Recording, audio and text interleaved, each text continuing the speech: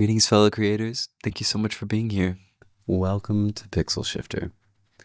As you could probably tell, I was heavily inspired to make the intro screen kind of feel like a video game of sorts. Create a new save file, load an old save file. I definitely try to make sure that y'all are aware to save frequently because this is a beta, and so I tried my best to make sure that I tied up every loose end before I handed this out, but you never know. Let's go ahead and create a new save file. We'll call this one help.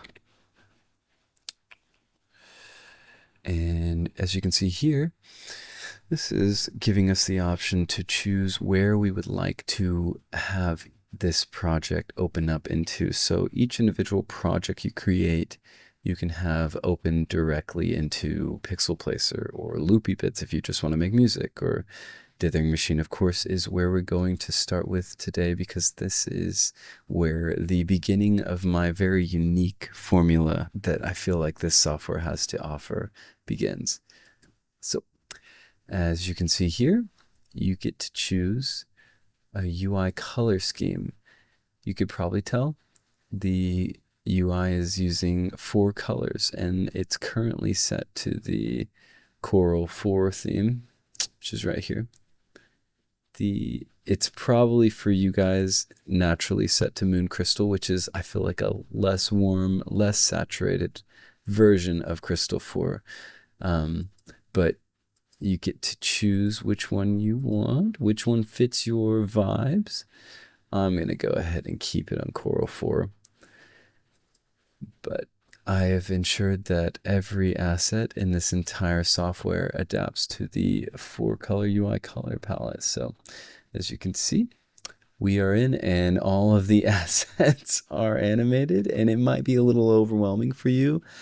Hopefully I put a flash warning. I didn't think about that. So if you are epileptic, then don't worry. There is a mode here. You can literally, close your eyes and have somebody click default for you, and it'll stop everything. I'm not going to do that right now because I like the way it looks, and a big part of the customization features for this was meant to offer the user experience that you want, not just what I want. So as you can see, I clicked on the customize button, and this brings us to the custom asset manager menu, where I'm just going to kind of skim over this because this is meant to be a walkthrough of the software, not an extensive tutorial of every facet of the software, which I do intend to make individual tutorials for each individual portion of the software. And then let's say, like, how about one for the customization features and a tutorial for how to interact between the different portions of the software. Whatever you'd like to see next or first, just let me know in the comments down below, or send an email to pixelshifter@benevolentcreators.com. I'll make sure to link that website down below. As you can see here, with my limited knowledge of seamless tiles, I have created a system where you can choose the texture and apply that to let's say this one's applied to the canvas grid at 8x scale, and it's at a diagonal animation, medium speed. The hearts are set to the side panels, etc. Here are some tiles that I pulled from tile packs that were online that are under these names, and these are just the ones that I handpicked from those tile sets that are in the tile stamp tools of the Pixel Placer portion of the software, which we'll get to. These are just the ones that I felt worked as seamless textures. You are able to edit the textures that I have created here. You can create new ones or import images to create tiles to make textures with. The options are nearly limitless. And as you can see over here, you can apply individual UI color palettes to the different assets of the software. As you can see, I currently have them set to the current theme, which ensures that when I swap the UI color palettes, all of these assets swap with that UI color palette that is active. Here you can create custom cursors and set their hotspots and everything. And the last thing before we crack into the actual meat and potatoes, the tools. This is a handbook that I have ensured is right there, accessible for you at any time. If there's little things you need to tap into, if I wrote out an explanation of each portion of the software, and I made sure that there's as much information that I could pack into here without losing my mind. But I would suggest that maybe if you're curious about how the different portions of the software interact with one another, come to this section. Or maybe you want to know what tools do what. You can go here, go to the drawing tools, and bada bing bada boom, you can just search whatever term comes to mind. And I'm probably going to put this tutorial video on like the homepage, or accessible on the homepage here. So if you ever need to access this video on the fly, you should be able to just click that and be in the clear. So, all right. Now is where we make some stuff happen. I'm gonna drag and drop a video in here. We'll just keep it at 24 frames per second. And whoa, what's going on? All right, this is what this video looked like initially before any of the processing. As you can see, ooh, spoiler. This is just a basic PlayStation 1 style 3D animation I made in Blender that I thought, low poly kind of made sense. The colors are already rather limited here, but as you can tell, it is naturally set to the limited color palette, and it's restricted all the way down to 16. You can see if we bring it up to 256, looks a little closer to what it did there. We can bring it all the way down to like 2. You get the gist. I like to swap the colors. I think that stuffs are really fun. But let's go ahead and use one of my favorites, Chasm. These are all pulled off of low spec, and you can import palettes. Let's go ahead and up the pixel size because, if you didn't know, that's an important feature that I will explain in just a moment. We're going to have to be preemptive about.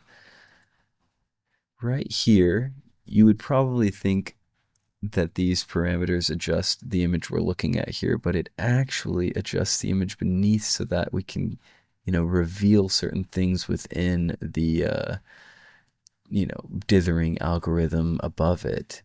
So, you can see how these things interact with the image, causing it to be revealed or hidden in those ways. If you know anything about brightness or contrast and all that, you definitely get the gist. Let's go ahead and bring this down just a bit more. Okay. And I actually already know, so I just know it's going to have to be set to 6, but I'm going to keep it at 5 so that we will see why. Okay, so being that this is a video, not only can we add a text overlay, but we can animate it. The sad thing is, I'm going to go ahead and give you a warning now. I should probably bake it in before I pass this beta out, but take this as your warning. The text overlay is not surviving the transfer from Dithering Machine into Pixel Placer. So it does seem to be exporting when you export the video, or a PNG per se, or JPEG. But it does not seem to be surviving the process into Pixel Placer. So just hold out hope that I'll have that sorted out, and don't remove the feature by the time we launch the official launch. I'm just kidding. All right, so we're going to go ahead and make this fade in. We'll make it glitch. And we'll make it fade out. And we'll leave it at the set parameters because I think that it appearing early is a good idea. So we'll bring this down to the bottom a little bit. Yes, just like that. And we'll alter the color to be, yes. Let's do that. Yes. You could even do an outline. You can do it in italics. Actually, you know what?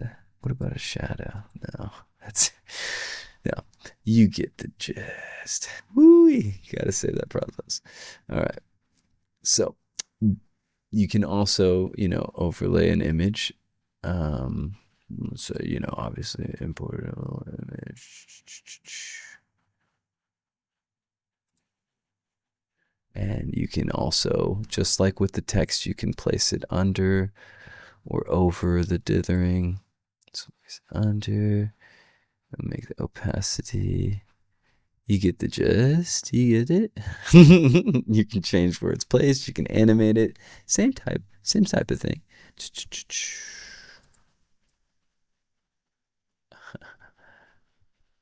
Wonderful, wonderful. Actually, you know what? I kind of want to change that to purple. I hope this doesn't break your heart that I'm about to do that. Yeah, yeah. And then maybe we'll change this to that green.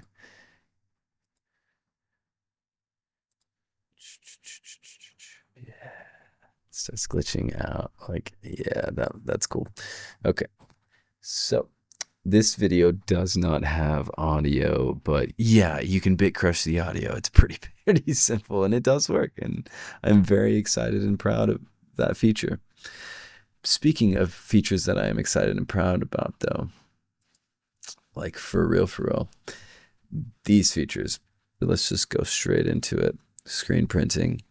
Here's the deal. Obviously, you would do this on one image and not a an animation, but it will pull the colors from the image, and we can separate the colors in a PDF file. Every color has their own individual file for creating screens for screen printing. Isn't that amazing? Vectorized, separated. It's a tool that I should probably iterate as a part of the software more forthright, but here I am, just subtly acknowledging it and moving right on up to the pixel size feature. Okay, so as you can see, I have the pixel size set to 5 right now. What this does is it sets the pixel size. Well, it does exactly what it does here. When considering Dithering Machine in correlation with Pixel Placer, utilizing this pixel size parameter right here, you are setting the pixel size of the canvases for every, well, I guess if it's one frame that you're bringing in for the one frame, but if we're bringing in an entire 250 frame video, it maps out every single frame from the video into Pixel Placer with these exact size pixels mapped to the grid. I'm going to go ahead one more time, save project. And then here we go. We'll go ahead and click Pixel Placer, but it'll go ahead and it'll give us a warning, and it'll tell us that we need to adjust the size to 6 pixels. But right now it's warning you that we are going to be exporting out of Dithering Machine. So this is like you are ending this part of the process and moving into Pixel Placer. So you have to take that in consideration when you make this move, that, you could save a second project, a backup project save, and that way the project you saved in Dithering Machine stays here, and then you can, continue that seed, and, anyways, export. Oh, yep, we got to change it to 6. That way it can process it appropriately, because obviously this is a lot for it to handle, being able to process upwards of like 1,000 frames or more I would say reasonably 1,000 frames. Anyways, let's move into Pixel Placer.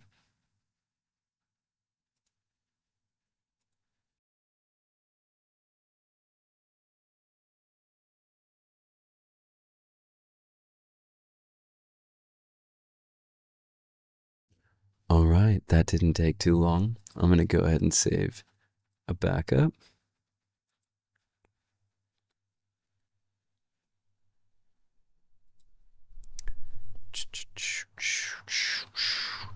Saving a project takes a little longer in Pixel Placer because of the consideration of every single frame being its own individual canvas with layering and everything. So take that in consideration. This entire software, and of course Pixel Placer does have drawing tablet support, but I am using my drawing tablet as my second screen for recording right now, so don't judge me. So we've got your basic square and circular brushes. You get it? You get it? Huh? Do you get it? All right. All right. We also have custom brushes, but we'll get to that when we get all the way down to the Marquee Tool.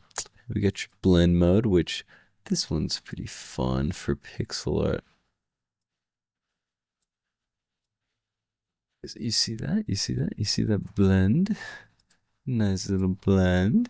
We got the scatter. We can do it like lightly. We can do it where it lightens it. Do it with less strength. See, that would be very good for creating, like, you know, articulate blending. Let's say we want to add some shadows. Get a nice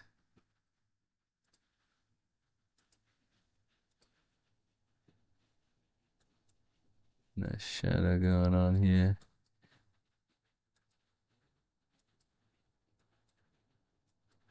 You get the gist.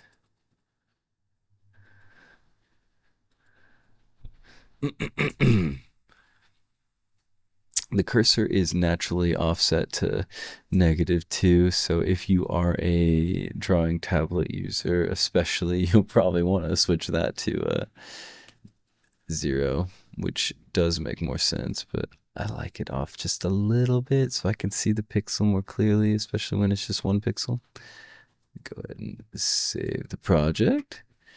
All right, and so as you can see down here, we have the we have the different color palettes to, swap between and whatnot. I'm just gonna leave it on the chasm so that we know that we can choose between colors that we are actually using on the canvas right here. Okay, so here's the next tool, and yes, of course, it's got the traditional fill feature. Yeah, you got your. But what I really enjoy about this fill tool is we have a reverse fill, which is that, yeah, it doesn't look like it, but I erased that portion. Here, like, see if we make a new layer. Let's see if we make a new layer, and then we'll do I'll show you here, dithering gradient, and we'll go ahead and bring it up all the way, and we'll go from here. We can close this timeline real quick. We'll go from here down, and I left clicked yellow, and I'm gonna right click the screen. So as you can see, it did that. We could make it do it vertically too.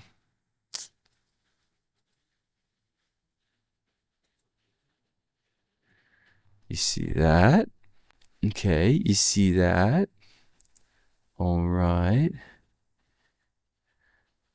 And then we can go ahead and we can do the reverse erase. And maybe we'll make the threshold bigger. You see that? Yeah, you see that? Or maybe we can make the threshold not as big. You get the gist. I'm probably going to say that a lot today, just assuming that you know what's going on because I trust all of you. Okay.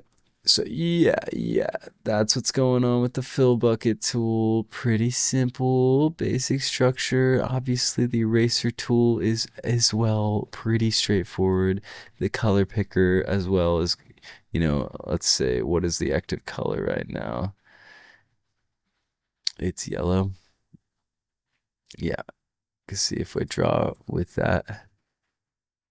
Oh, whoops. Mm-hmm. Ooh. I forgot I have the scatter mode on. So scattering at 1 pixel is like, what is going on? All right, so currently that's the color. Let's just pull this color and then draw it this color. Draw with that. Okay, I literally grabbed the basically same color. You get what I'm doing. All right. And then we got the basic line tool. You know how that works. We got your shapes, your rectangles, you can fill them, or you can, yeah, do do that, and we'll do this, yeah, or we could do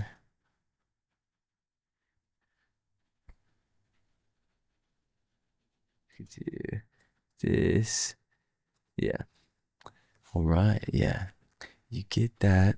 Simple enough. I shouldn't have had to patronize you and show you that. Here, we can go back to our theme of help.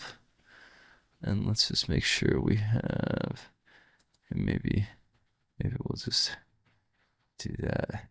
And then maybe we'll make it bigger and then we'll go with,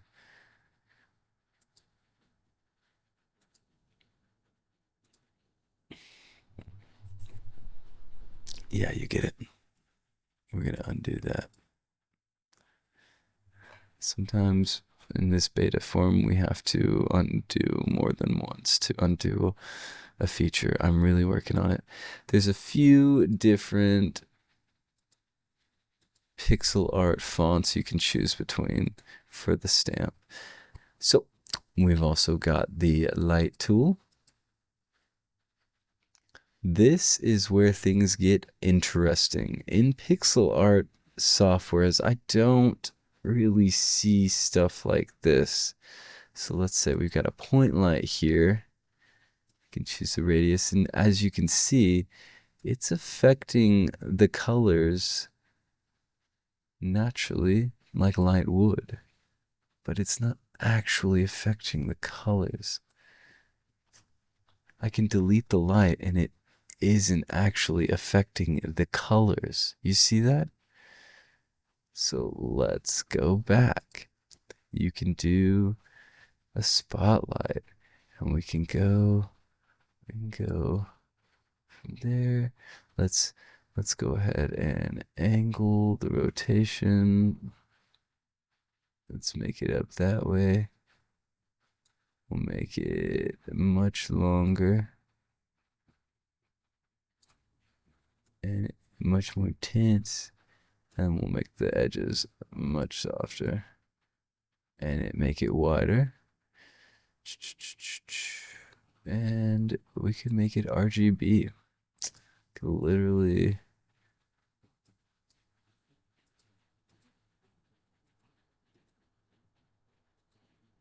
you see that? You see that? You see what we're doing here? Now, I hope that this gives you tools and ideas that will help you shape this world appropriately. Like the creatives that you are, I just know that you guys are going to do great things.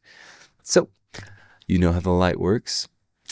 Now, this is the light brush. So it works just like the light, but light and the brush combined, if that makes any sense. Ta-ta! You can see if I make this less intense, you see it's essentially just a line that's glowing. So this would be great for drawing neon signs, really controlling the haze, you know, yeah, you guys get it. You guys get it. I don't have to get too deep into that one.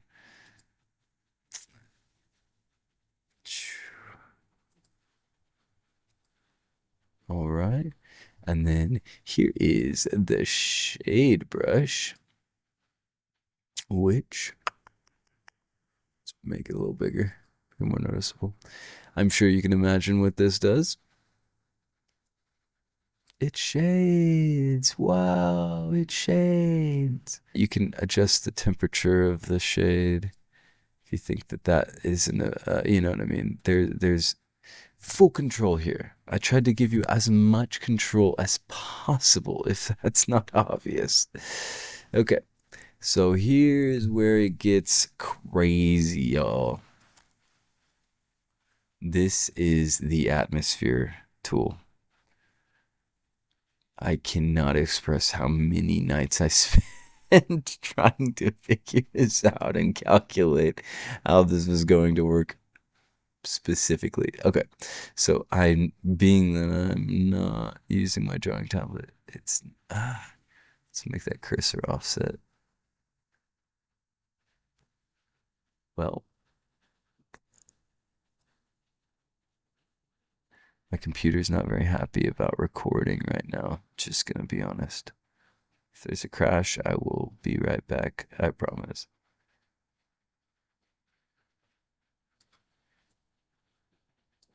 All right. Oh, all right.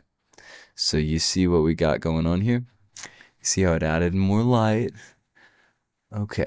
Well, there's much more to it. The atmosphere tool is a particle system. So let me just go ahead and make this like way less intense for the lighting. Obviously, it's nice to have that option. I just wanted to be sure you have that option. I didn't even show you how the lighting tools have the full RGB. Oh yeah, I think I did. Whoops, whatever. Yeah. You can do whatever, but here's where the atmosphere tool really shines.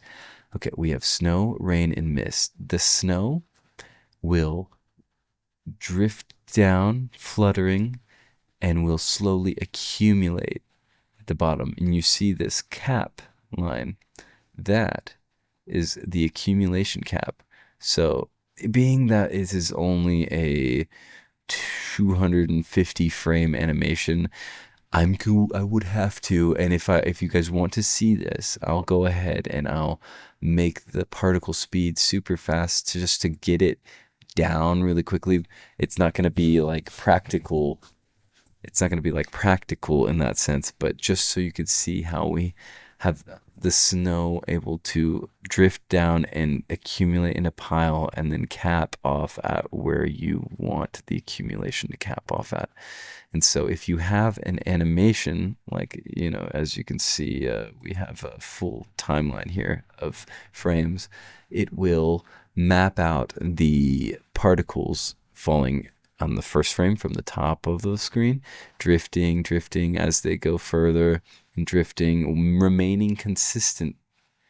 Mind you, this is not easy.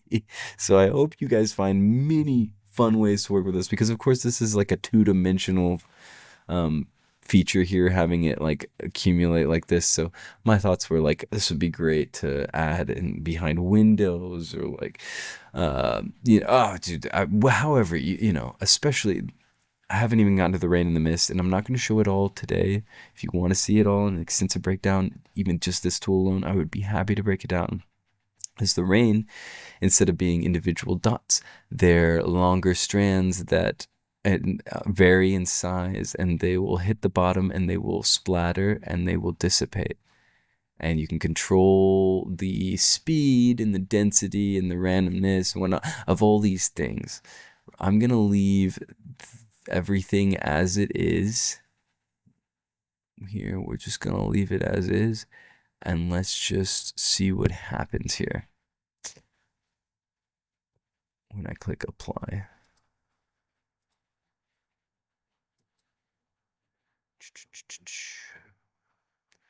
Let's just do it to all the frames. Here we go. Oh, you can see it happening right there. You can see it happening in real time. Obviously, I made it speedy, so yeah, obviously it's not like gonna look like snow whenever we play through the timeline as far as like how fast it's falling and drifting down, but you can imagine, you can just imagine. Oh, you see it accumulating there at the bottom? And it will slowly fill in the gaps and then begin to accumulate on top of one another. Obviously, if there was more frames, it would make it make more sense, I feel like, for this example, but I still felt as though you needed some sort of a showcase. And so this is my showcase of the atmosphere tool for this walkthrough.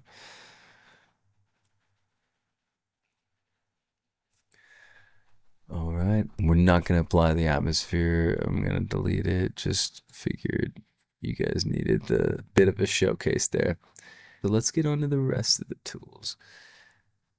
This is a 3D shape reference tool, which obviously it's not the most practical tool, and I will say it is the one that is the most on the chopping block for whether or not it's actually like necessary within the software. I just thought some people could benefit from having the option to see a 3D shape in a 2D space, especially when limited into pixel art.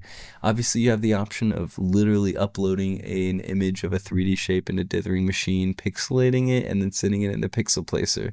But, you know, you can use this as a practical tool as well. It's just not as like practical as maybe any of the others. But as you could see, this can definitely be beneficial. There's surely ways that this can be beneficial.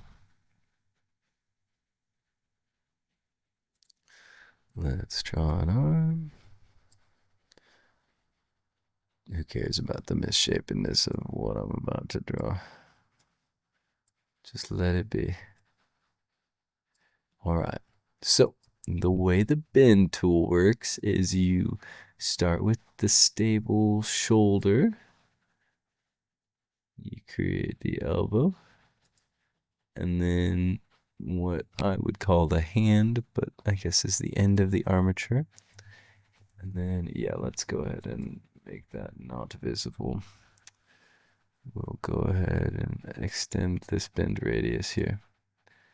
And what do you know? You can bend your armature.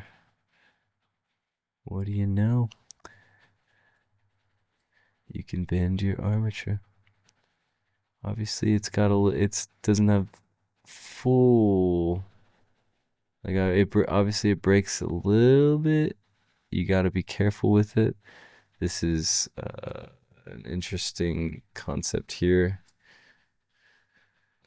Now is where we get to move on to the Marquee Tool.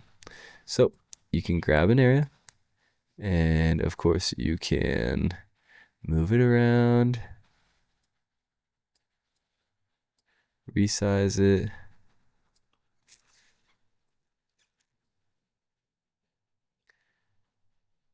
And then, you know, obviously you can copy it, clear it, cut it. Okay, and you also have the option to do the free flow. So if the square isn't appropriate, you can go ahead and you can draw your marquee tool. You know, cut out exactly what you're trying to cut out and move around or shape or whatever. Then we'll grab the marquee tool. We will keep capture mode on. We'll grab a little corner.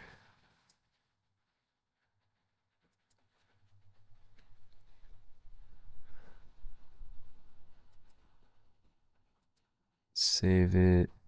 And then check this out. Looky there. It's in my custom brushes. I can draw with it. I can stamp with it. Yes, you can make it where they don't overlap. So it's just a tile. You could see the possibilities with that, right? Okay. And now speaking of that, here's the last tool. It's the tile stamp. So gone through and found some packs that I thought were pretty cool and that worked with the UI color system and all that. So what we can do here is we can choose a tile, and yeah, we can stamp with it, right? But what we can also do is we can take it where it's not snapped on grid, and we can draw with it. We can draw with it. Yes. We can make it bigger. You get it. You get it. We can flip it. We can rotate it. We can rotate it so they're not the same. So we have the option to export. Oh gosh, well here, let me just remove this and bring this back. And then what happens when I do this? Cool. All right. So we're gonna send this into the refinery.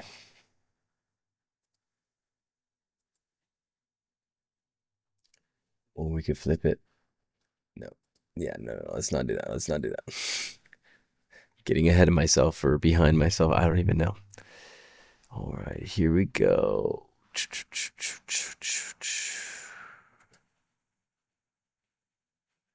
All right, and so the way that we can get this into the refinery is moving over to the refinery, clicking from Pixel Placer, and it'll rip it for us.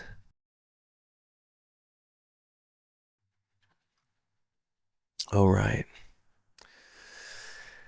So, as you can see, we could go over here, we could press play, and we've got our little animation, right? But it did not save the lights. Do you notice that? That light that we had right here. So again, another thing that did not survive the process between. These are things that we're trying to iron out in beta phase. So, any ideas? Send them my way. No, I'm kidding. I've had it stable in other forms, so we just gotta pull from those, and I'll get you guys updated. But I'm gonna get this tool into your hands before that's fixed. I'm sure you can deal with it. It should export. I know that recently it is exported with the lights straight out of Pixel Placer, so that was a big fix that I had spent a couple days on, to be honest. So hopefully we can pull that to transferring. At the very least, you can transfer out of Pixel Placer and then just drag and drop into the refinery. You know what I mean? These are workarounds for now. But so with the refinery, you can edit images. You don't. It does not have to be pixelated. I could bring in an image right now that is not pixelated, but like I said, we're sticking with this streamlined all-in-one type process. Although obviously LOOPIBITZ is kind of like an afterthought. Not really, but it's until further notice, there's no actual links between the other portions of the software and LOOPIBITZ.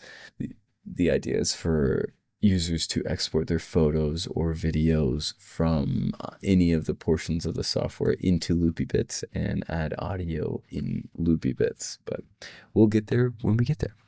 So we've got, I'm obviously, since this whole concept, I felt like fit right in with the film and CRT emulation that I love so dearly. So that is what I mostly created this portion for.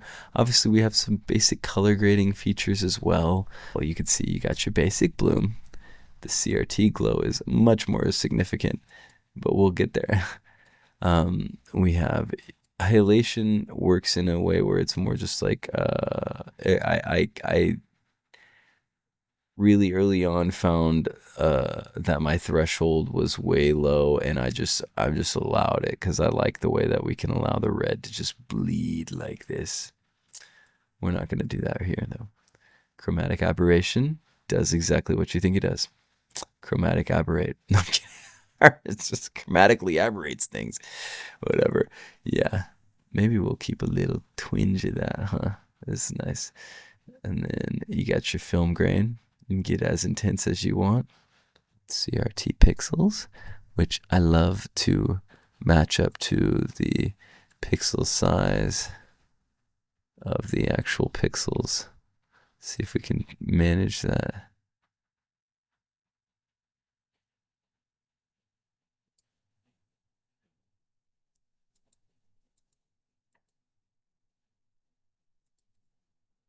I actually really like the way that looks. Add a little CRT glow. Maybe the scan lines. Yes. Just a little bit, just a little tweaking. All right, let's get all that off. This works really good with like camcorder footage to create that analog horror, white around the edge glow that you see in a lot of those Uncanny Valley and analog horror eerie videos. So, and you know, you got your basic, you can actually get down to business here, you know. Let's get down to business and defeat the Huns. Yes. And then here's where you can actually shift, like chromatically aberrate. Kidding. Shift the actual colors so you can see which direction each color is moving. Yeah. So that's basically the full workflow of like all three portions. Obviously, there's a lot more that you can do with all this, but that's all I'm gonna leave you with outside of the LOOPIBITZ walkthrough, which I will show you in basic terms, and there will be a full LOOPIBITZ tutorial very soon. I need to set up keyboard camera and all that, but click on LOOPIBITZ and we are in, right? Check her out. The cool thing about LOOPIBITZ is I designed it to where it should be easy for beginners and fun for professionals. So you can't play anything that doesn't sound good. I'm kidding, but you know what I mean? It's like everything is restricted to the key signature. So when you see the melody and the bass keyboards, they are not set up the way that they're not set up the way that like an actual keyboard is set up. They're actually set up in a way where they're restricted to the notes of a key signature to ensure that you can't play notes outside of that key signature. So basically, when recording, well, actually, before we get into recording, let's make sure we get through all of these important features. I'm getting ahead of myself because I don't know what I'm doing. This is the omnichord type instrument, which is going to be really hard to play while holding a mic. So let me try to... I hope this is bearable. I'm going to clip the mic onto my hat.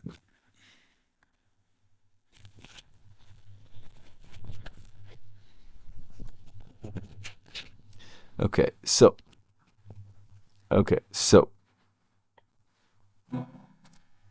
with the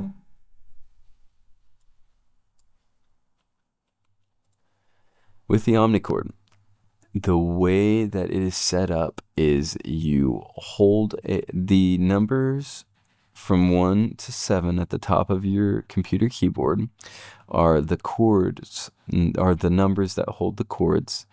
And when you hold the space bar, it will arpeggiate. So like I'll hold 1. And now this is me holding 1 while holding the space bar. And you can see if I switch the arpeggiation, if I switch the way it arpeggiates, Let's say it'll go down now. Or randomize. Okay, and you probably noticed when I drug my cursor across the strum area, it strummed. Yes, you don't have to click, you just drag your cursor across.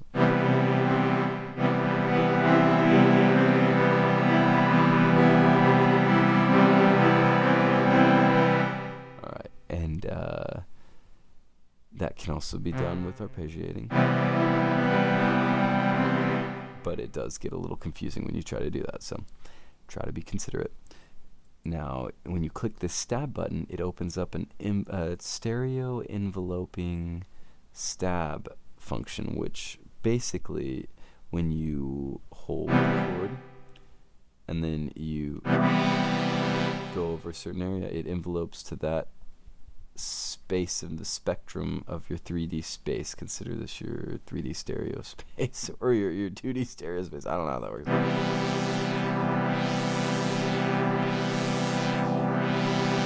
See, when I click, you'll hear it basically strum the chord. See that the square is appearing around the cursor. That's me clicking.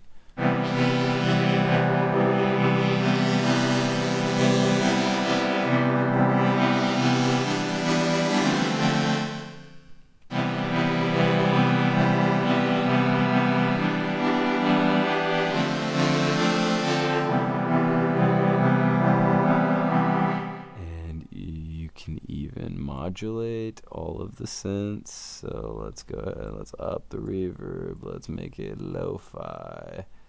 We'll bring in Asm decay.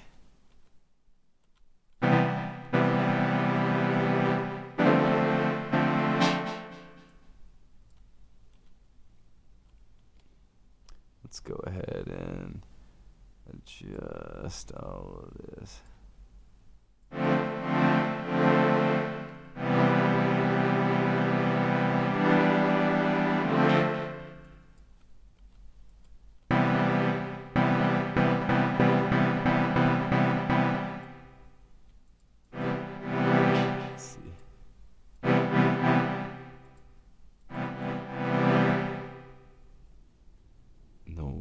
Alright. You can obviously humanize the strumming and the speed and all that.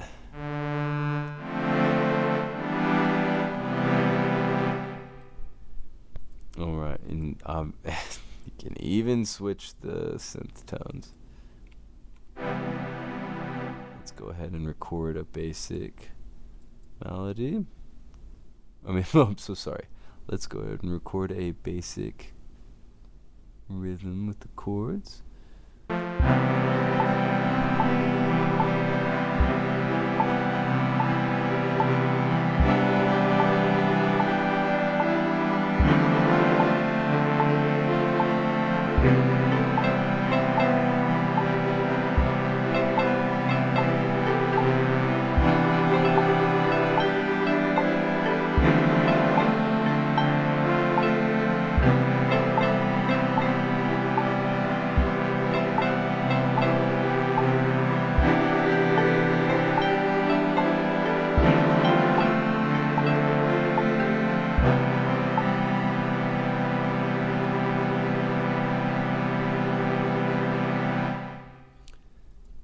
And so you've also got your basic melody instruments. Try to get some good classic video game styles.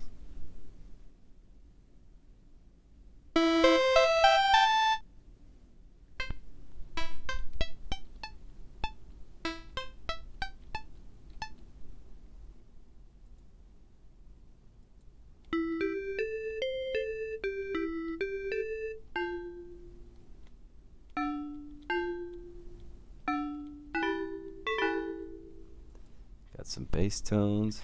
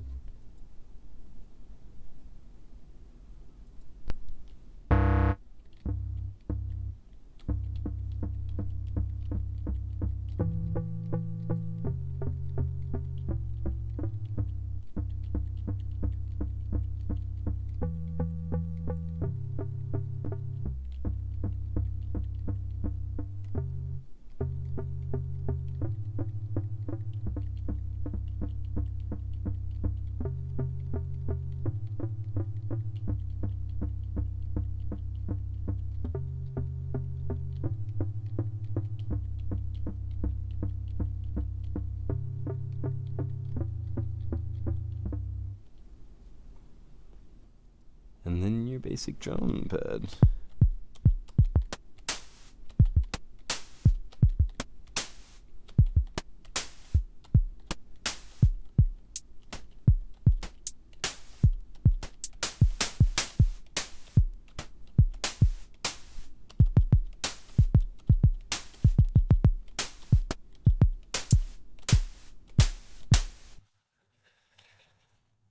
And you get the basics of all this if you know anything about recording, you know?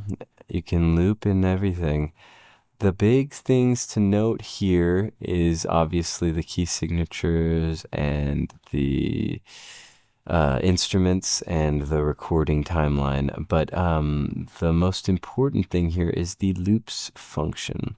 So the loops file system is a file structure that allows you to save or load these specific projects not only within this software but within the website. We have the full version of LOOPIBITZ, which also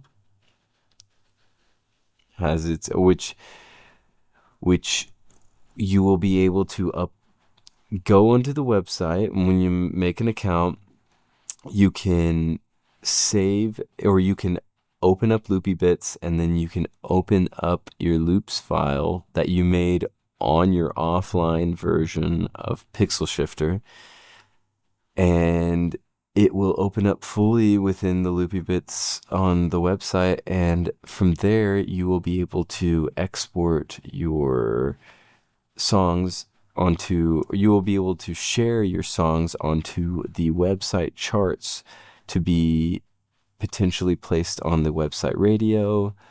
I have a lot of big plans for all that, and you know, we just need the music out there to be able to create these, to be able to finalize these systems. So hopefully you guys get excited and get to making some fun stuff. Otherwise, you know, you can export a WAV file here. It's all pretty basic. Gosh, I am literally, it's 4 o'clock in the morning right now where I'm at, and I have had so many technical difficulties literally with my recording process, like my cameras, my microphone, or my computer recording the timeline, or my computer recording the software while I'm trying to use it, and all these other things. It's just, I should have probably started filming earlier. Anyways, if you stuck around this long, I hope that you learned something substantial about this software, and I hope that you're excited, and please join the website, and please keep me updated on everything you're doing. I cannot wait to grow this thing together.